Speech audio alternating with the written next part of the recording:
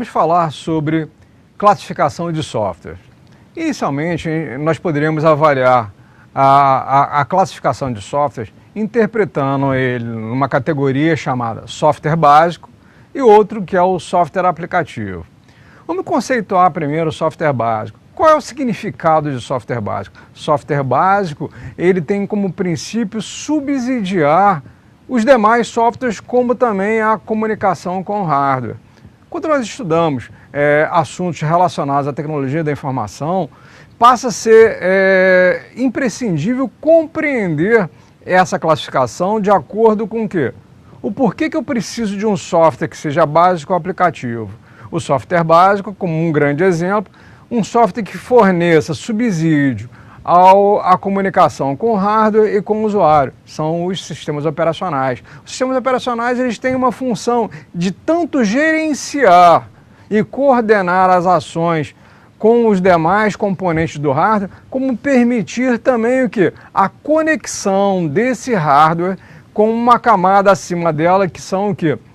As aplicações ou o próprio usuário, no caso, é quem usa isso. Então, a gente poderia usar como um exemplo os diferentes sistemas operacionais para cada arquitetura de máquina distinta. Se a gente fosse citar lá os smartphones, não é isso? Poderíamos falar do Android, poderíamos falar de iOS, poderíamos falar de microcomputadores, poderíamos falar das diferentes versões dos sistemas Microsoft Windows, Mac OS X, os sistemas Linux, as várias distribuições Linux, que têm uma função. A gente poderia falar de plataforma alta, máquinas de grande porte. Aí, o principal exemplo de plataforma alta, o Unix, aí, criado na década de 60, final da década de 60, início da década de 70, que são softwares que têm a função de quê? Gerenciar, coordenar e fornecer essa intermediação, servir de interface com as demais aplicações e usuários. Por outro lado, os softwares aplicativos eles têm a função de permitir o quê? O uso direto com o seu usuário. Eles têm funções distintas e são usados especificamente para esse fim. Poderíamos usar lá um editor de texto, uma planilha eletrônica, um navegador. Poderíamos citar como exemplo um sistema que ele seja desenhado com um determinado fim, com um determinado objetivo, e ele é composto de vários softwares, vários programas que integram esse software.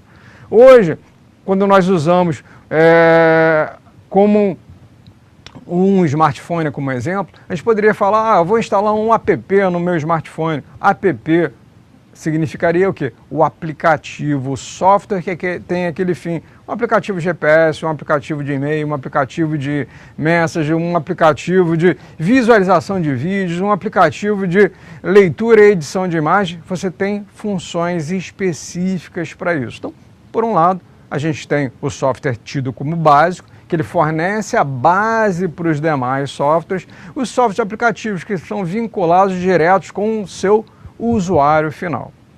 Uma outra forma de nós classificarmos softwares, nós poderíamos classificar os softwares como sendo softwares livres e softwares proprietários. Vamos avaliar primeiro um conceito que não é muito comum, que não é muito divulgado, né, por os leigos, o conceito de software livre, que é erroneamente interpretado como software gratuito. Na verdade, o objetivo principal que foi idealizado no início da década de 80 por Richard Stallman e uma equipe de programadores era a ideia de permitir a construção de um software, um sistema operacional, que viabilizasse a execução de programas que eles criaram para a plataforma alta. Eles trabalhavam com sistemas em Unix e tinham a pretensão de usar isso em pequenos computadores. Fato que naquele momento não era possível. Então, a ideia deles era construir um sistema operacional que permitisse isso. Então, qual foi a ideia? Já que o sistema operacional Unix ele tem propriedade, ele é um software proprietário, ele não era permitido a sua edição, sua customização para quem quer que fosse, a não ser por quem tem a propriedade dele. Eles partiram de cada funções do Unix e foram criando programas distintos. A junção desses programas associada a um kernel específico produzia um sistema operacional. E essa foi a visão deles. cada um com o seu conhecimento, com o seu desenvolvimento, começava a desenvolver uma solução que era um grande conjunto de softwares para permitir esse fim. A ideia de se construir isso foi necessário exigir o quê? Uma forma colaborativa, uma forma de integração. Surge então a ideia de disponibilização do código-fonte.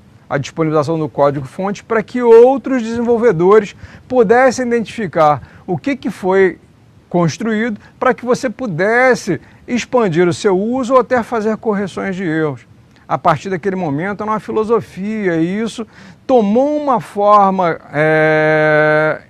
que foi inesperada por eles, quando outras pessoas agregaram, se incorporaram àquele projeto e surgiu naquele momento, através do Linux Torvalds, uma integração do kernel do Linux com as construções daqueles softwares para a produção de um grande sistema operacional que é conhecido até os dias de hoje. Então, a visão de você ter um software que é conhecido como software livre, ele permite que o seu usuário, quem adquira esse software, não perdeu a propriedade de quem o criou, mas permite a sua customização, permite que seja adequado, seja alterado, seja reconfigurado, inclusive ser vendido, desde que sejam atendidas as premissas que eram. Se você recebeu isso de uma forma, você tem que repactuar isso. Se você recebeu o código-fonte disso, você, quando entregar esse software, você também tem que fazer isso. Isso é regido por uma licença. E esse tipo de licença, no caso do Linux, aí, a GPL, ela permite que você cobre ou forneça gratuitamente isso. Por isso, muitas das vezes, aí, quando você fala em software livre, confunde-se com free software. Free software, pela sua essência, é software gratuito, é um software que não é cobrado. Não é cobrado em termos, né? Um desenvolvedor, ele desenvolve uma solução e permite que seu usuário use por um tempo limitado ou use com funcionalidades limitadas àquela solução. Isso é conhecido como free software, entre mais diversas formas aí de distribuição aí. Um outro ponto em relação ao software proprietário, ele tem uma proteção. Quando você adquire um software que ele é tido como sistema proprietário, você não recebe esse código-fonte. Efetivamente, você não sabe como ele foi construído. Você tem as conexões, as informações de como você vai ter relação com esse software. Mas, efetivamente, você pode customizá-lo dentro das configurações especificadas no software, sim.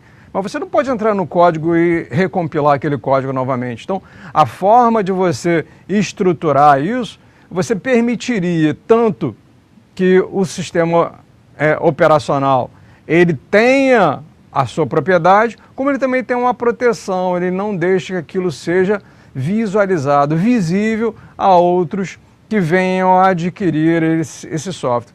O contrário, que é tido dos sistemas tidos como software livre.